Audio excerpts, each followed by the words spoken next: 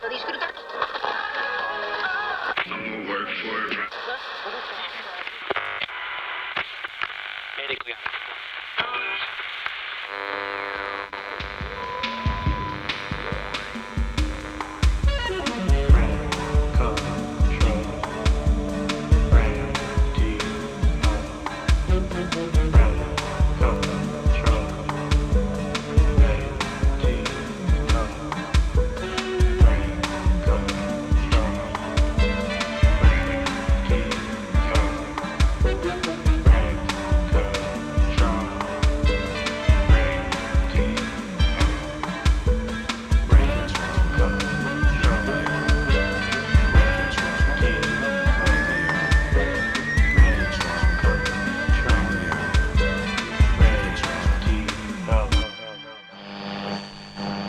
All right, hey, peace. Thanks for tuning in. You are tuning in to the very first episode of Rent Control Radio. This is a new project that we're starting over here at Money, Power, Land, Solidarity with some good friends and comrades. And what this show is going to be is coverage of the Minneapolis Rent Stabilization Working Group. So this is a working group that has been convened by the mayor and the city council, and their task is to create recommendations for a rent control policy. We're going to give the background to all that today. We're going to talk about this working group a little bit. Before we do that, we're going to introduce ourselves. I'm Jake. I use he and his pronouns. You're probably familiar with me if you're tuning in. I'm the host of the Money, Power, Land, Solidarity podcast, and I'm here with two friends and comrades, so I'll invite them to introduce themselves. Hello, friends. My name is B. Rosas. My pronouns are they and them. I am a community organizer, and I work for a local nonprofit here in the Twin Cities. I am a part of this fight for rent control since the fight was started in St. Paul. I've been a renter basically my whole life, and it has been a big fight. So let's see what we can do with this beautiful, beautiful podcast that we're starting and see how many people we can get around this issue. Thank you. I am Sean Lim. I use he and him pronouns, and I'm currently the program director here at the Minnesota Youth Collective. And I come to this fight wanting to do everything in my power to really set the foundational groundwork for future generations to have a world where they can not just barely make it by, survive, but actually fully thrive. And having rent control and decommodifying housing is a stepping stone towards that future. Hell yeah, I love it.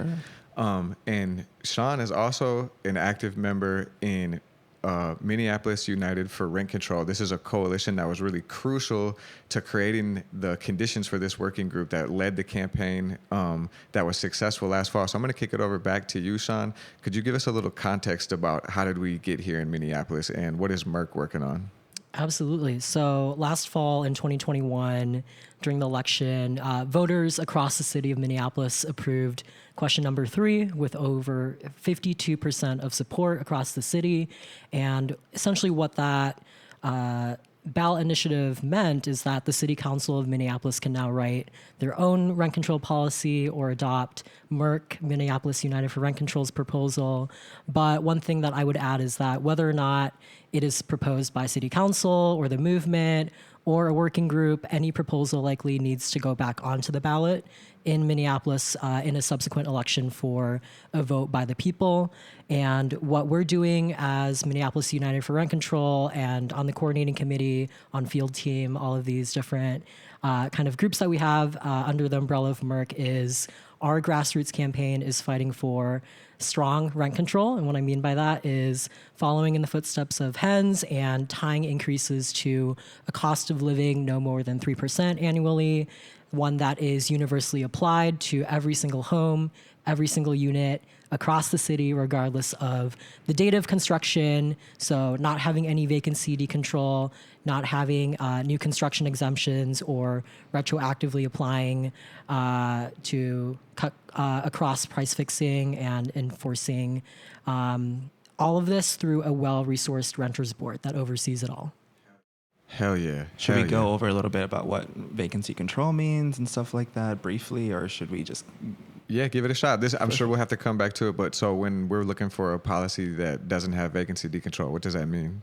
Yeah, so I think a lot of people go back and forth between vacancy decontrol and vacancy control. I think a lot of people are now using vacancy control as a term, but what it basically means is that it does not allow for a current landlord to reset the rent of any unit the moment that a tenant moves out.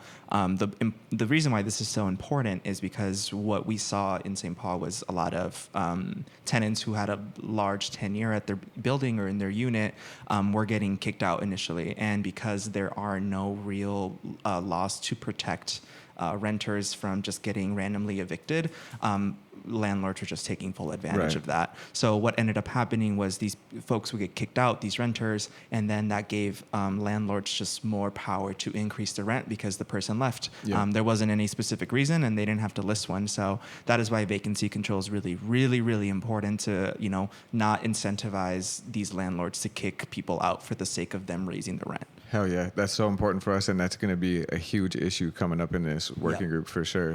Hell yeah. So then basically this working group was created because the work of Merck was successful. We're here with this working group, and at the same time that Merck was running their campaign in Minneapolis, St. Paul was also running a rent control campaign, and B, you were a big part of that campaign. It made national headlines. Could you talk a little bit about what was happening in St. Paul and kind of what happened actually we're in St. Paul right now on this side of the river, right? Yeah, for sure. So there was work obviously done before HENS came about and et cetera, et cetera. So could you say, what is HENS? Yeah, HENS stands for Housing Equity Now St. Paul. It was a coalition. It's on a break right now, but it was a coalition made up of community-based organizations in St. Paul and the Twin Cities overall. MNYC was a part of it, along with Frogtown Neighborhood Association and Housing Justice Center and Homeline, just to name a few.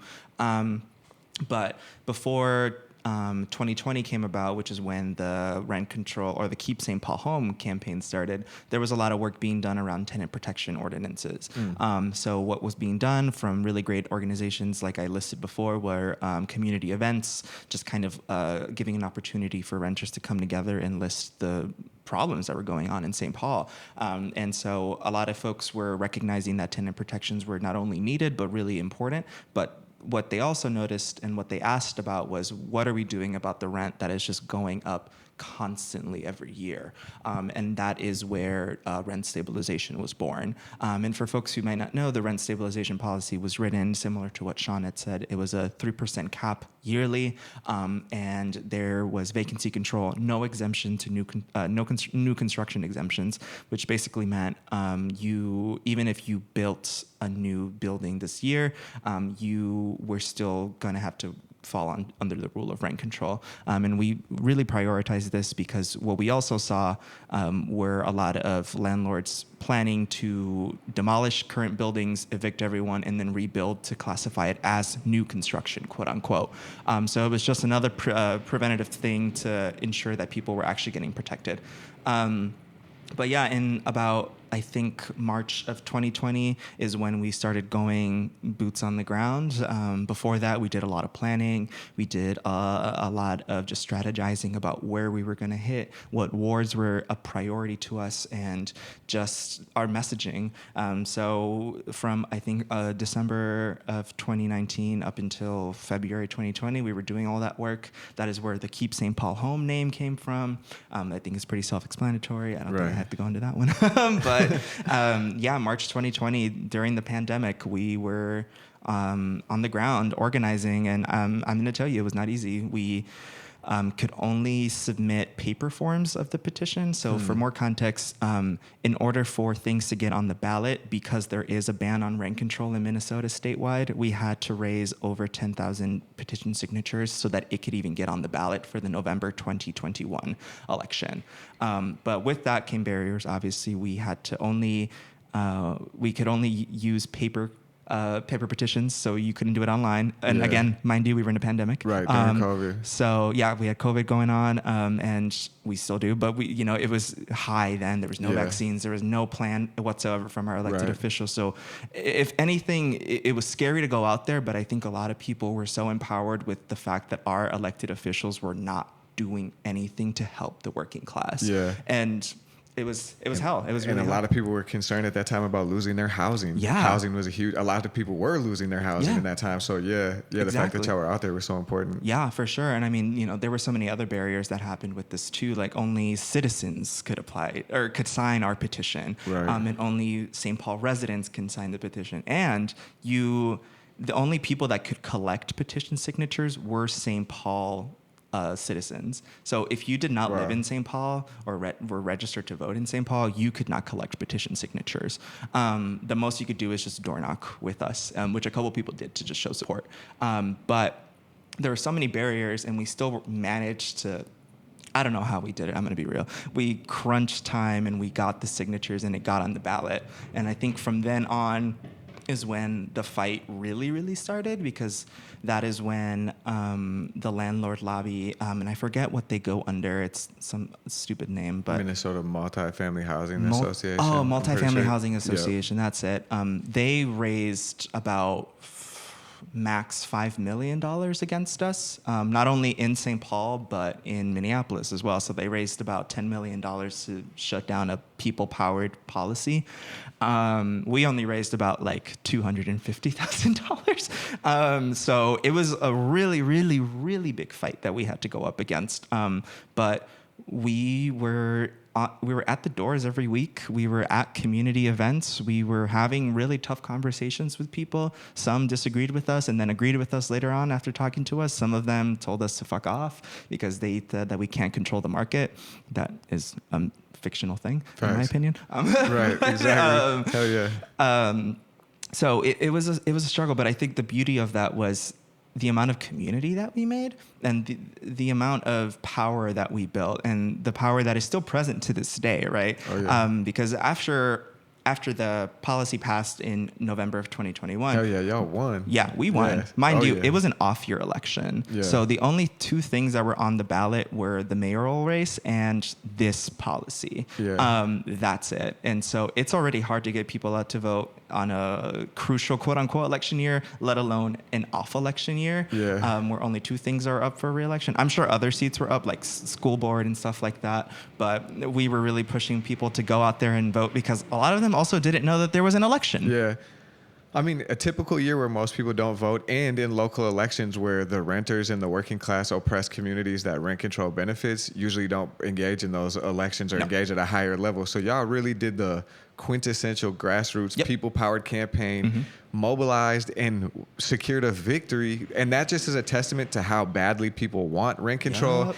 And in St. Paul, you were voting on the actual policy, which was described as the most aggressive, the strongest rent control in the nation. Yep. And St. Paul voters voted it in, and it's such an incredible victory. Yeah. It was quite interesting how people would talk about this policy because some people would say it was the most aggressive, but we were like, it's the strongest. Right. The best is another way to say it. I was like, it was the strongest one that really just had no room for bullshit in all honesty. Exactly. The most renter-centered. Yeah. I mean, we asked for everything. Like I said, we were like, we're not moving on anything. I think what sparked us not really asking for the bare minimum was the fact that tenant protection ordinances were repealed in 2020. So tenant protection ordinances passed in 2019 or around 2020, and then they were repealed because the city got sued and a whole bunch of people got sued for trying to protect tenants. Yeah. So, I mean, even to this day, there aren't any ordinances to protect renters in St. Paul like they do in Minneapolis, right?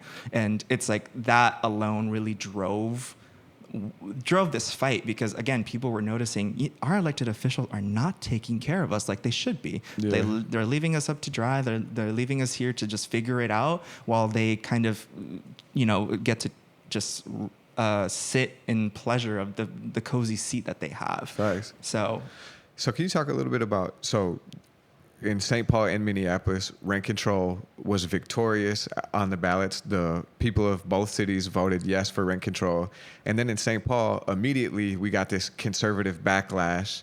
And a part of that backlash was creating a working group, right? Yep. Similar to the one we're getting ready to cover in Minneapolis. So could you tell us just briefly about what happened after the victory? How was this what happened in this working group? What was that working group all about? Yeah, what didn't happen in this working group is the question. I mean, this working group was a hot mess that Mayor Carter unfortunately appointed, right? And he knew what he was doing when he only added 15 renters to a group of 45 people. Wow. And we had no choice as to when we were going to meet. So we met in the middle of the day, of the working day, on a Tuesday at 1 o'clock. That's the exact same thing that's going to happen with this Minneapolis group. right, They're right. meeting on a Tuesday at 11. It's intentional. Yeah, right, certainly. What working class renter has the time to show up in the middle of the workday for 2 hours, mind you? Sometimes even more than that, from 1 to almost 3:30 sometimes, to go argue with a bunch of people who don't even live in the city and ask them not to control the policies that are affecting their lives. So Mayor Carter made up this whole task force. On the first day, he came in and said straight up, I'm willing to listen to what you people have to recommend, but I am not moving on new construction exemption or vacancy control. So he wanted to exempt new construction, and he wanted to get rid of vacancy control. So he wanted to change the policy that the voters had approved in a more landlord-friendly direction, allow them loopholes and exemptions. Yeah. He said that the first day, too. Wow. And that was the last and first time we heard from him in the entirety of the task force. I think I started on the task force, I want to say in March, and then we went up until late June. So we were there for a very long time. We met weekly. We met for 2 hours. Oh, wow. And it was hell. None of us got paid for these, mind you. And there were a lot of renters there. There weren't a lot of renters there because no one was getting paid for it, and it was in the middle of the day. And no one wants to be a part of this. This is so inaccessible to people. Yeah, and like you say, it was completely designed to take away the democratic power of renters and create a space where landlords had more power and they could start to chip away at this universal policy. Yeah, even corporate developers were there. I mean, some of these, we had at least 4 developers in that group who weren't even living in Minnesota, let alone in the Midwest. But there was you had one to who be a lived in St. Paul Texas. resident to get a signature on the campaign.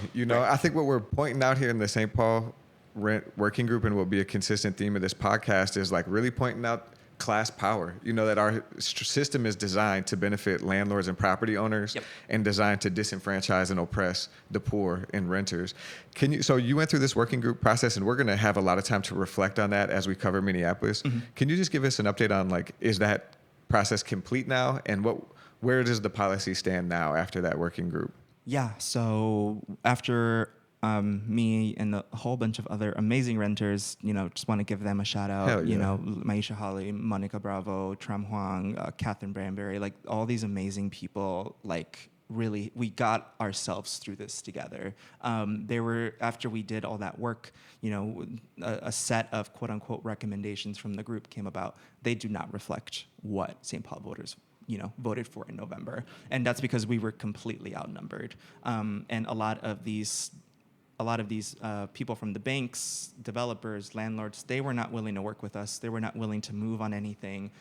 They were rude as hell to us. They were mean. They called us names. I remember one of them called this a bullshit policy, and that set us off a bit. But after that, the recommendations came out and they went to council, and now they are being voted on by city council people. Okay. And they are making amendments, and they're holding public hearings.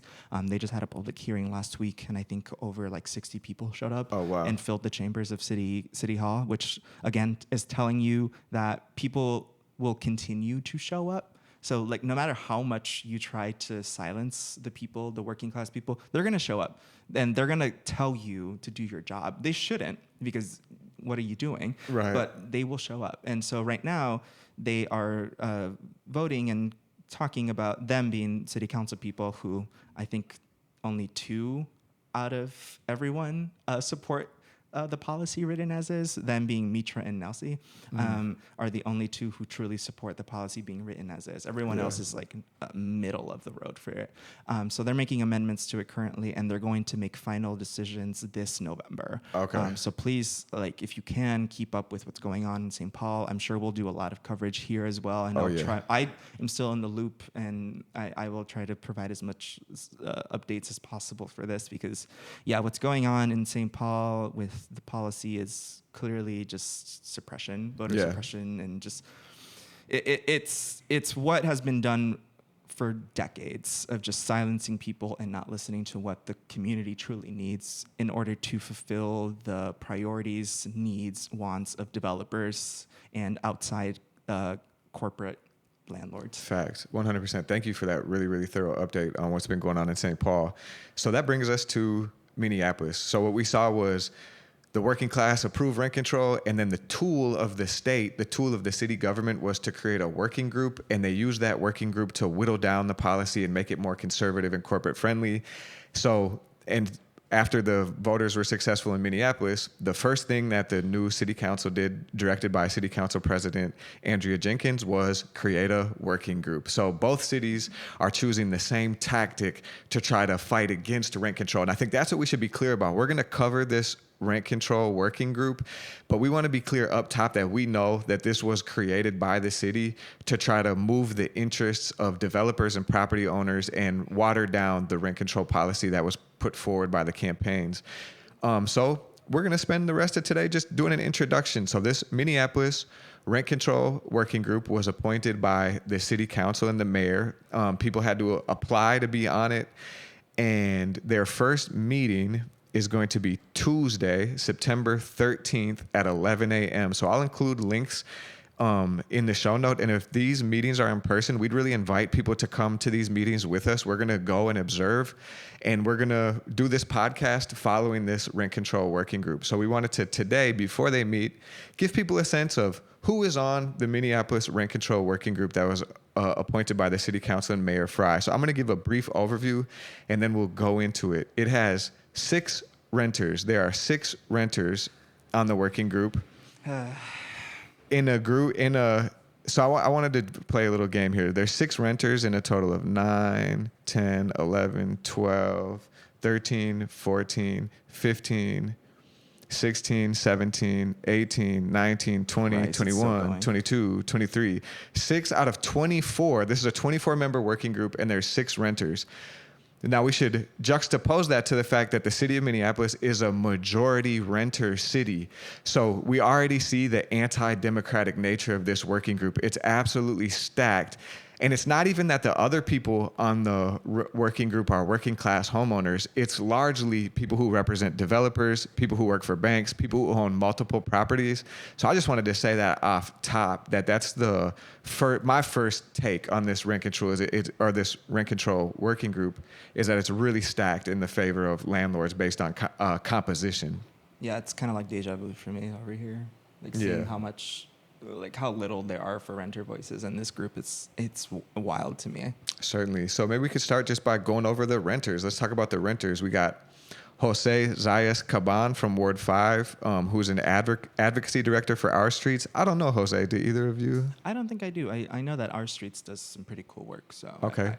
So we're looking to see how Jose shows up. We got Jimmy Lee Harris from Ward 4 on the north side. What I know about Jimmy Lee Harris is he is a organizer and a tenant advocate. He organizes with Inquilinos Unidos at Havenbrook Homes, which is a corporate landlord over north. So we really want to salute Jimmy and his work, and I'm happy to see not only a renter, but somebody who has the experience. Because a lot of times what they want to do is throw renters to the wolves in these spaces. These are hostile spaces. Mm-hmm. So I know Jimmy's been in the fight. Do either of y'all have any experience or thoughts? No, I wish him the best. I really do. Next up, we got Rico Morales from Ward 6. I know Rico a little bit. Rico's a local journalist. I like Rico. Do either of y'all know Rico? No. Okay, so we're rooting for Rico. Hell yeah. We got Peggy Clark from Ward 4. Does anybody know Peggy Clark? No, nothing came up about Peggy. Like social media consultant or something like that. So consulting group. So, but that's about it. I think that's all we know about Peggy so far. Okay, yeah, I did see that they have. She's a consultant that has advised the Minneapolis Board of Education on matters related to the strategic plan. So, some kind of a political. I'll be curious to see what type of politics they show up with. Yeah. Next, we got Ryan Taylor from Ward 8. Does anybody know Ryan Taylor? When I did my research on Ryan Taylor, what I saw is that he's very involved with the arts in Minneapolis. Okay. It says here that he is the president and general director at Minnesota Opera. But that's all about I know, and that's all we really have on him. Interesting. I should probably know this, but where is Ward 8? in Minneapolis? Ward 8 is represented by Council President Andrea Jenkins. It is sandwiched between wards kind of 13, borders 10, I believe a bit of 6, but smack dab in the middle of central Minneapolis. Great, over thank in you. South. George Floyd Square is in Yes. Ward 8 Okay. for context, too. Great, thank you. Now, our last renter, we have Jonathan Kim from Ward 2. Does anybody know Jonathan? He has a whole website to himself, which is quite interesting. Oh, sweet. But that's all we really have. He's a renter, and he went to the University of Minnesota, and that's honestly as about much as we know about him. Yeah.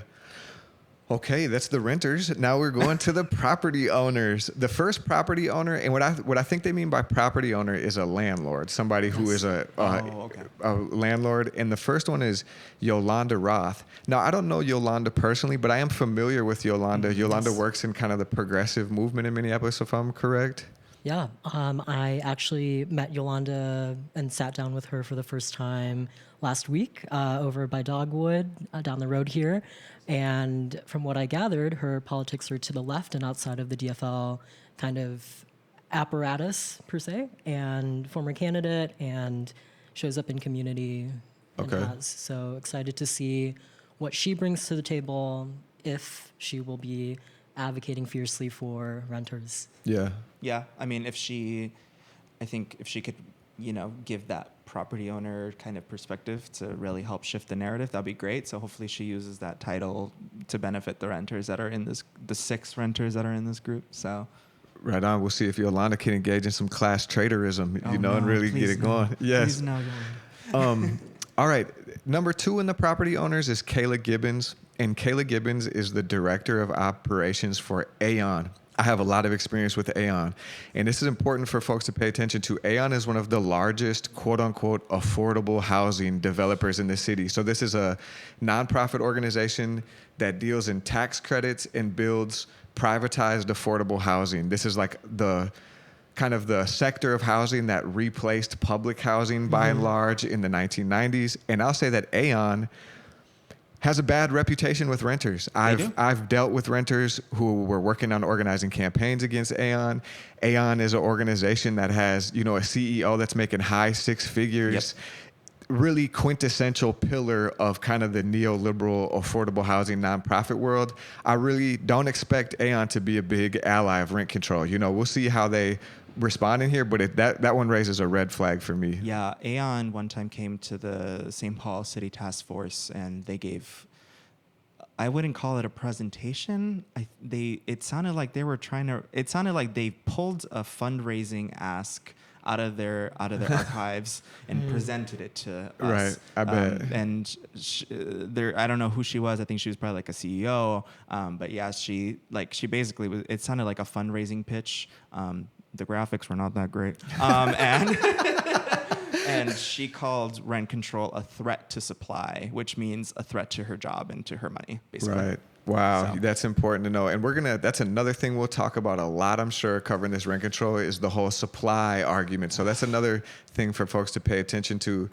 Next in the landlord category, we have Dan Largan, who is the Chief Executive Officer for Mint Properties. Have either of you ever lived in a Mint Properties building? I have not lived in a Mint Properties building, but I know a lot of people that have lived in dilapidated, under-resourced, unattended to Mint Properties across the city of Minneapolis. Big time. And had big spats with property managers that would either not show up when an emergency was happening or would give tenants difficulty during the move-in process.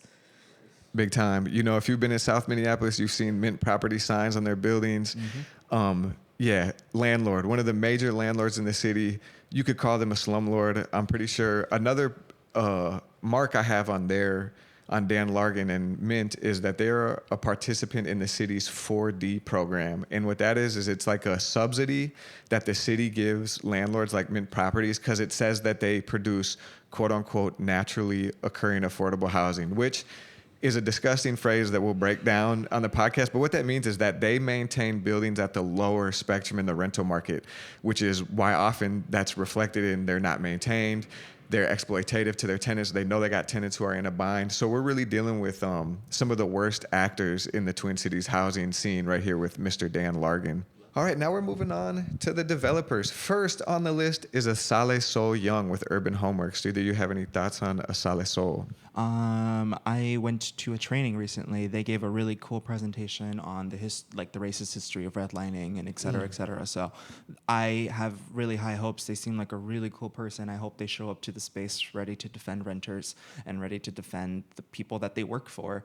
So for more context, Urban Homeworks is in a way, an affordable housing type of organization. They purchase property and prioritize black and brown families to move in, truly setting them up for success, I hope. And they have also do services like opening savings accounts for people in these homes in case repairs come up. So it sounds like they set up a lot of cool resources for families in the north side. I'm hoping that shows up in the working group and that Asale Sol provides really, really cool information, knowledge, and education to these people. So high hopes. Yeah, I'll say that I don't know Asale Sol personally, but we're kind of in a similar social scene. What I will say is that Urban Homeworks is also, they're a developer. You know, they're a nonprofit affordable housing developer. So we might see a tension between Asale Sol's personal politics and the class position of nonprofit developers. So I think that'll be a interesting one to watch. Yeah. Next we have Joseph Paris from the Ryan Companies. So the Ryan Companies are just one of the most evil people in the Twin Cities. So the Ryan Company had a different representative in the St. Paul City Council Task Force, or not the City Council, in the City Task Force of St. Paul. They also claimed to prioritize supply, but they were one of many developers who pulled out of St. Paul, pulled out their investments in St. Paul the moment that rent control got passed in St. Paul. So the day after the November election in 2021, when rent stabilization passed, a whole bunch of developers pulled their projects out of St. Paul and moved to different cities because they didn't want to be rent controlled. And they pulled a total of 3 projects out of St. Paul that they were claiming to be affordable. So, it's funny that they say that they prioritize supply, yet they pulled out 3 projects from St. Paul. And we got to be clear what that is. That's a capital strike. That's a term that we should all learn. When these big developers say that, if you enact a price control, that's going to cut supply, what they're threatening to do is go on strike to not apply their piece of the recipe. And this is where a good place for us to interject and realize that a big goal for me during this podcast is to go beyond rent control to socialist housing policy. And we should say, if you are not satisfied with the level of profit that you can make in a rent controlled arrangement, which you could make profit, they're just being bullies and pulling their money away, then we should say good riddance, and we need to develop a public sector that can step in and build public housing. Absolutely. So good riddance if you want to pull out, and we should call their bluff on a rent strike. But I'd like to learn more about their actions after the St. Paul ballot measure passed. I will say too, when you're looking at the Ryan Companies, you're looking at a million, maybe $1 billion company, like one of the biggest developers in the Midwest, huge too. projects. Yeah. Representing the very wealthiest of the propertied class. Going to be a huge enemy on this working group. No doubt about it. Sadly. Next, we have Henry Parker from Common Bond. Yeah, Henry is the asset manager over at Common Bond, and he is also the board vice president for Union Park District Council. Not much was found about him. I know that Union Park District Council did a little bit of work in favor of rent stabilization in St. Paul. However, Common Bond was a part of the city task force in St. Paul. They were really quiet, though. They were, I don't know what their opinions were really. I wasn't really in a small working group with them, and we never really had a conversation before. So I don't know how they're going to show up in this space. I think they're pretty in the middle. But yeah, who knows how they're going to show up. Yeah, what I would expect is for them to be supportive of a weak rent control policy. Probably. And to line up and play like the good cop to the landlord bad cop. That what they are, again, is they are this nonprofit affordable housing sector that's so strong in Minneapolis. So they are very much a part of the status quo. We'll see what Henry brings to the table, but We'll see. I would imagine they're going to be on the side of landlords. Okay, so that was the developers. So far, we've done the renters, the property owners, the developers. Next, we have representatives from designated organizations. So these next appointees were appointed by the CPED director, Andrea Brennan. CPED stands for Community Planning and Economic Development. This is the real estate arm of the city. This is the staff from CPED are the ones who are tasked with running this working group, so we're going to have to pay attention to them as well. Does anybody know Emily Saul from the Family Housing Fund? I don't. Me neither. I don't really know what the Family Housing Fund really is either. It was hard for me to get a feel for it. Yeah. So we'll see. Oh, but I will say this, is I found this on their website. Yeah. Is that one, I think this is a good thing. We're looking at these people who were appointed to be on a rent control committee. Nowhere on the Family Housing Fund website has it ever said anything about rent control. These are not people who are advocating for rent control. Yeah. That's the most important thing. And then they're very much talking about increasing supply. So what I expect from them is to really be here to kind of want to undermine rent control and to push market-friendly policies is my read on them. Yeah, I think it's going to definitely be one of those things where it's like, take a shot anytime they say supply. Exactly. Like, and we're going to have to get faded. It's going to happen a lot in this. I can already tell. Look forward to us getting super drunk. Oh, no. Next, we got Bruce Bruner from the Minneapolis Advisory Committee on Housing. I read something that Bruce wrote. Bruce is a landlord that seems to have a decent supply or stock of single-family home rentals in Minneapolis. So you're talking about somebody, let's be honest, like probably a millionaire if you're owning that many houses. He owns them in Uptown, and he's a landlord activist. So he's been involved in the policy debates. He was really in favor of legalizing accessory dwelling units. So that's a new policy in Minneapolis that allows for people to build rental properties on their property. They call them like mother-in-law cabins or something like that. Right. He was an activist. So we got another activist landlord. Boo. Yeah, you lost me at landlord. Big time. Kim Smith Moore, Minnesota Home Ownership Center. I don't know. Yeah. I mean, again, another organization that has never advocated for rent control. I looked at the board, and you're looking at a lot of banks. Yeah. And it says in their mission, they're the Minnesota Home Ownership Center. So, like, what does that mean for rent control? Right. Yeah, because I mean, on their website it says that they promote and advance successful home ownership in Minnesota, with an emphasis on facing the greatest barriers to home ownership, low-income households, and communities of color. But it doesn't really say whether or not they support policies that reflect that. Right. Next, we got Sue Speakman Gomez from Housing Link. I think you're missing Daniel Suter. Oh, I'm sorry, Daniel. Daniel Suter from Homeline. So Homeline is a tenant advocacy organization, right? Yep. And he's a tenant advocate, looks like. Yeah, I don't know Daniel personally, but I know that Homeline, again, nonprofit that does a lot of tenant advocacy, tenant rights, like know your rights, and then has a toll-free hotline in multiple languages where tenants can call in and then get connected with free attorneys that work on housing cases. So really cool work being done by Homeline there. Yeah, Homeline was very helpful in the legal side when it came to writing the rent control policy, and they were really helpful in just figuring out the legalese in general when it came to navigating rent stabilization. I have high hopes for Daniel, and I have high hopes for Homeline. I hope that they show up with data, with research, because they have data that's far beyond anyone else can achieve, honestly. So I hope they use that power for good. Hell yeah. Let's go, Daniel. Next, Sue Speakman Gomez, Housing Link. From what I could gather, Housing Link is like a for-profit business, I think, that provides like an online resource where landlords can like access tenants' applications and tenants can apply for housing. But it was kind of hard for me to get good information about them online. Yeah, nothing's coming up here. Okay. Yeah, nothing from my end with Housing Link. Yep. But okay, we'll see then. That's kind of a bit of a mystery. Next, we have Jennifer Arnold, the executive director of Inquilinos Unidos por Justicia, Tenants United for Justice. Inquilinos was a major part of the fight for rent control. Was originally a member of Minneapolis United for Rent Control, and then spun off kind of another coalition, Home to Stay, which has also been pushing for rent control in Minneapolis.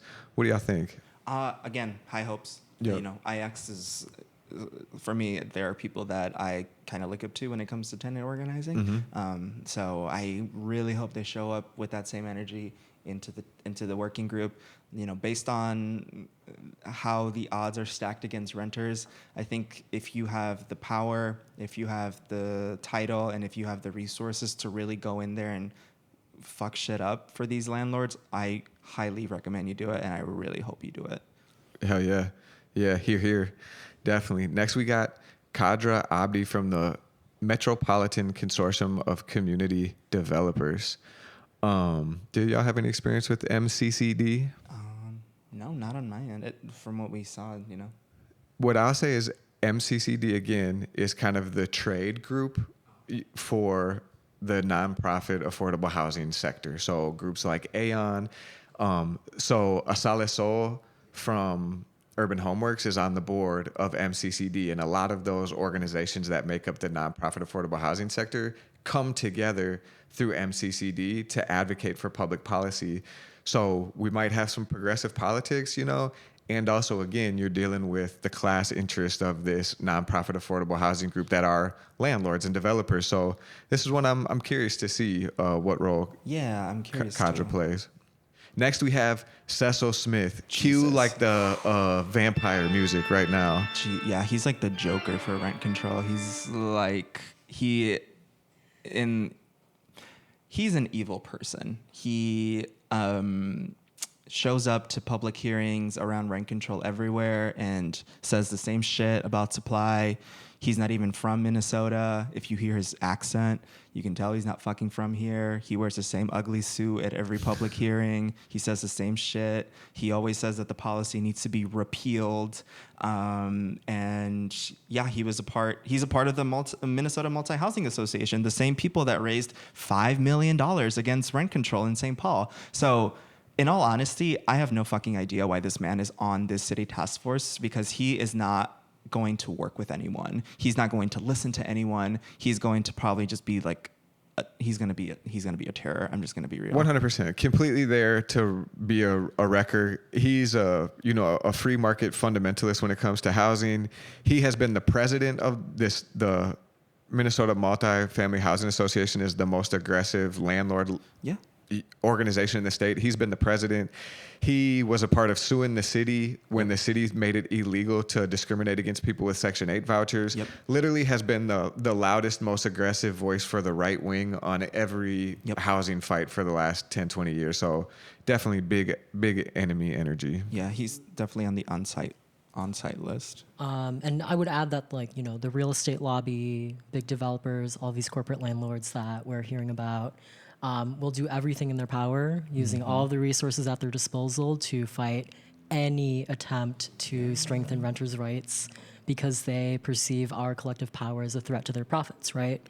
And so on the point of the Multi-Housing Association, like last fall, they spent nearly $4 million against rent control in St. Paul. And from the start of the pandemic, the Multifamily Housing Association has also lobbied at the state level to end the eviction moratorium while the pandemic was happening. And so while millions of people were struggling to make rent, this institution was at the steps of the Capitol trying to end the eviction moratorium.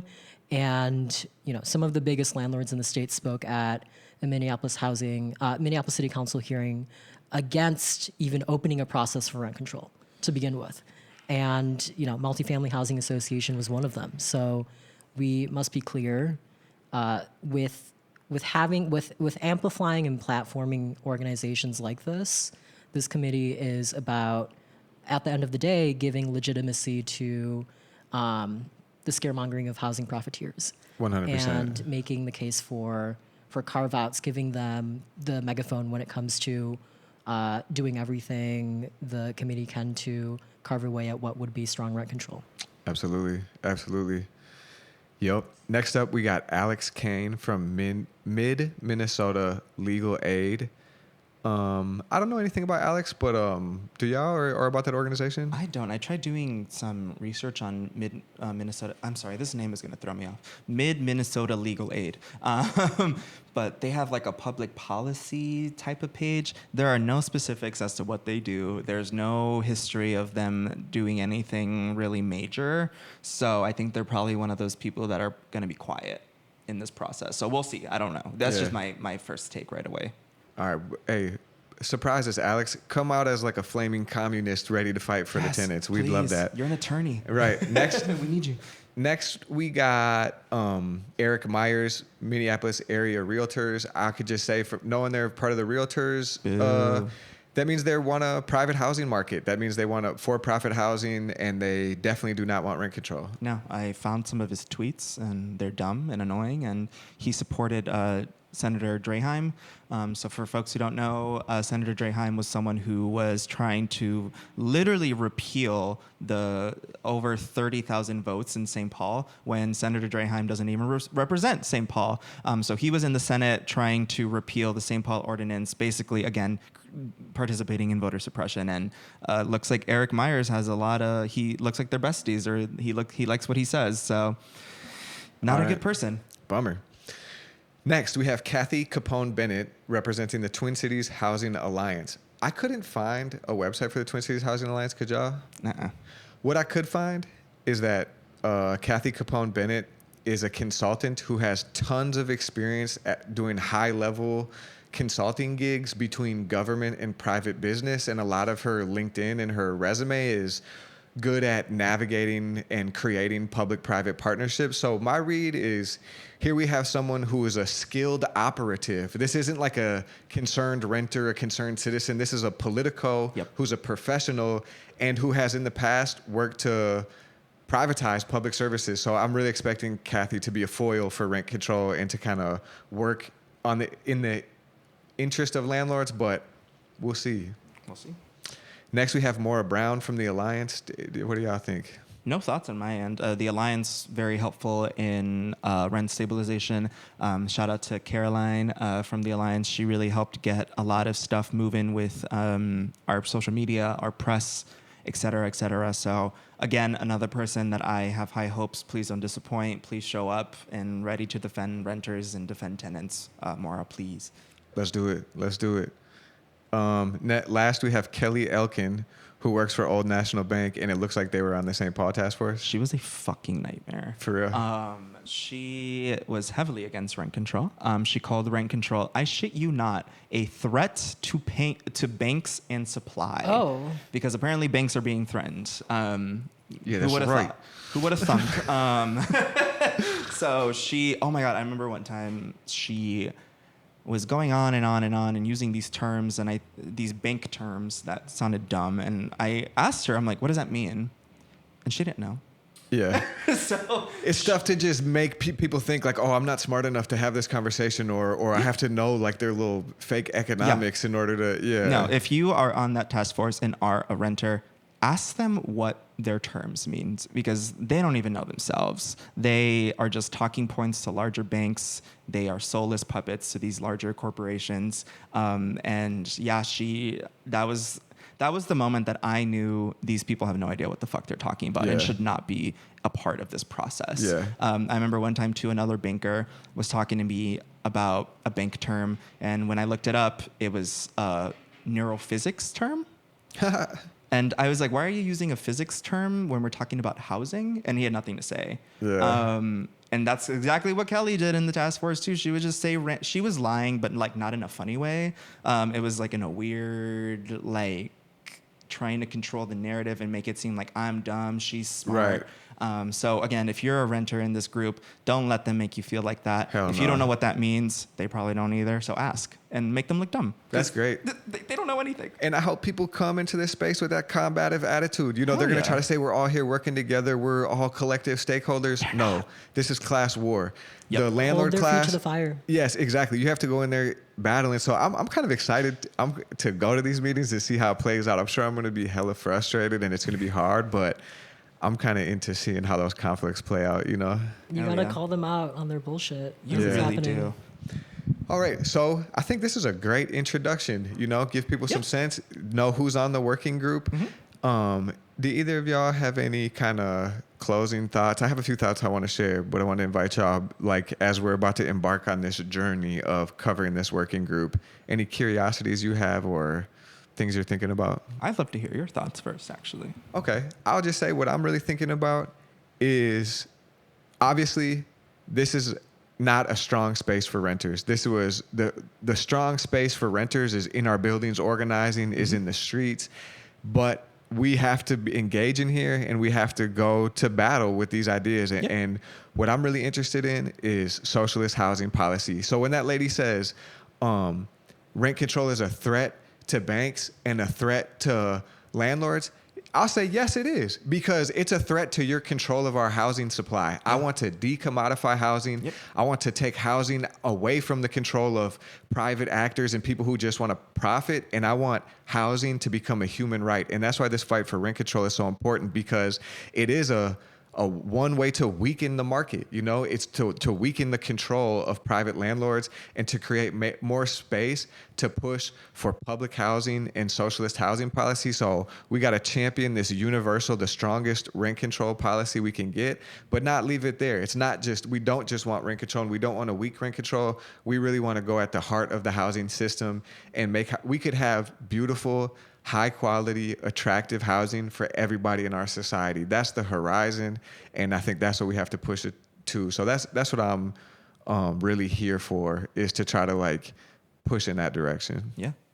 Absolutely. Agree with everything you just said, but I want to say everything that has gotten us to this point, to this working group, has only demonstrated that we cannot rely on the Minneapolis City Council to deliver and pass strong rent control in Minneapolis, because what's going to end up happening is they're going to pass something that's 15% with 50 fucking holes in the bucket. Exactly. And, all of these carve outs and exemptions and call it rent control. And the mayor's going to plaster it everywhere on all of his social media and said, I did rent control, just like he's, done with public safety and the Department of Public Safety. It's weaponizing a lot of these movements and co-opting them and then chipping away at them and then saying that he delivered when it doesn't actually help renters. So what happened last year in 2021 is the city council, again, conservative city council, 12 Democrats, 1 independent, but most of them lean right when it comes to issues that actually matter to working class people.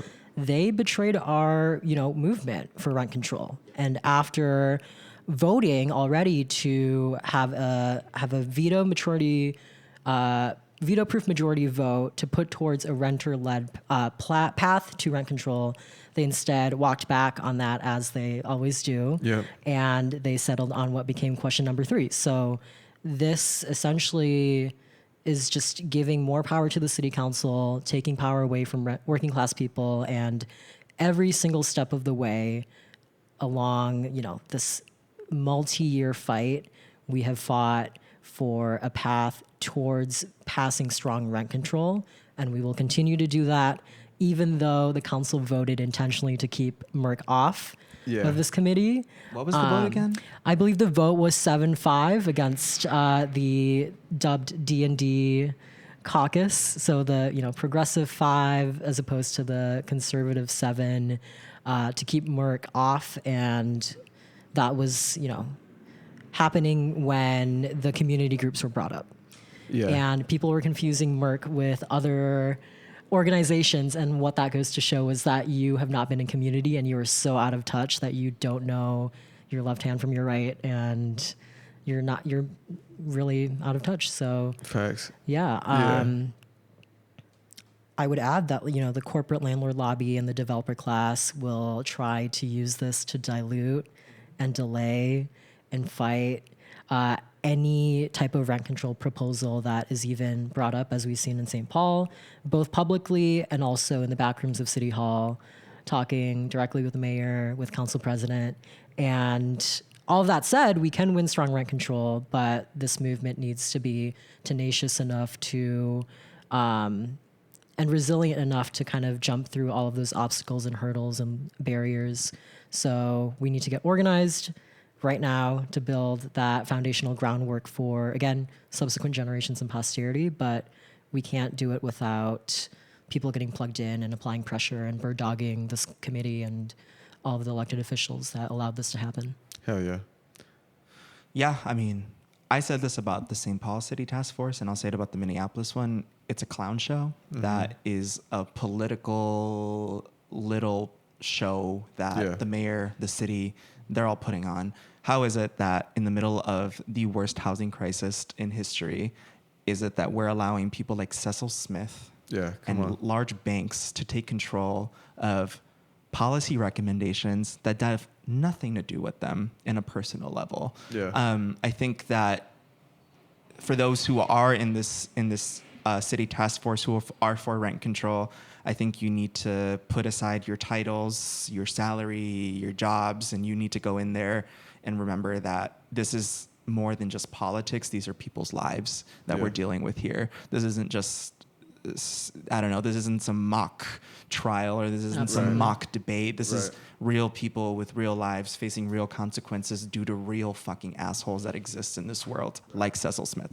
I'm going to keep shitting on him throughout this entire... It'll be a segment. He's so annoying. Hell yeah. So what you got to look forward to on Rent Control Radio is a rotating cast of guests and hosts. I'm sure us three will all come back at some point. We also have other folks who are going to come join us on the mic. We're going to follow this committee. We're also going to get out and talk to renters. We're hopefully going to talk a little bit about other things too around housing policy. What we're aiming for is to come onto your podcast feed like once a month. So I think the working group meets every other week. So I think in the future, what we'll be doing is responding to these working group meetings. Again, if you look in the show information, I'll post the information about when this working group is meeting. And if you want to come join us at these meetings and be a part of the gallery and put this pressure on, we're super open to that. We really appreciate you tuning in. Do either of you two have anything you want to plug before we sign off? I think I'm good on my end. All right.